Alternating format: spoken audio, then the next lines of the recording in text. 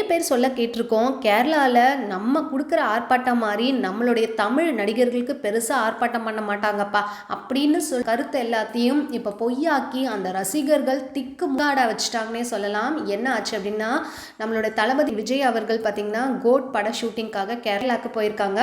இதில் அவர் ஃப்ளைட்டை விட்டு இறங்கி அந்த காரில் போகிறதுக்குள்ளே அவ்வளோ கூட்டம் ஏர்போர்ட்லேயே பயங்கரமாக ஸ்தம்பிச்சு அவரால் காரை மூவ் பண்ணவே முடியல. அந்த டிரைவரால் அவரே ஸ்தம்பிச்சு நின்றுட்டார்.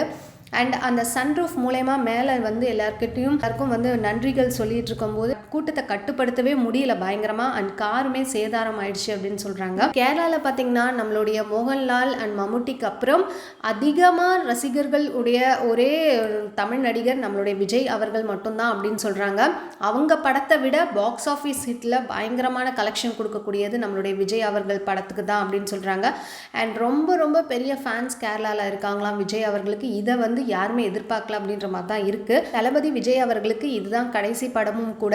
ஸோ இதோட அதுக்கப்புறம் தமிழக வெற்றி கழகத்தில் முழுசாக இறங்கிடுவார். ஒருவேளை நடிகர் இல்லாமல் இவர் முழுசாக கட்சியில் அரசியல்வாதியாக இப்படி இருக்கும்போது இப்படி ஒரு வரவேற்பு கிடைக்குமா அப்படின்றது ஒரு கொஸ்டின் மார்க் தான். நீங்கள் என்ன நினைக்கிறீங்க மறக்காம கீழே கமெண்ட் பண்ணுங்கள். அண்ட் தமிழக வெற்றி கழகத்தை பற்றி நீங்கள் என்ன நினைக்கிறீங்கன்னு உங்களுடைய கருத்துக்களை கீழே கமெண்ட் மூலிமா எனக்கு தெரிவிச்சுருங்க. இந்த மாதிரி அப்டேட்ஸ் என்ன சேனல் மறக்காம சப்ஸ்கிரைப் பண்ணிக்கோங்க. பிடிச்சதை லைக் போட்டுருங்க. தேங்க்ஸ் ஃபார் வாட்சிங்.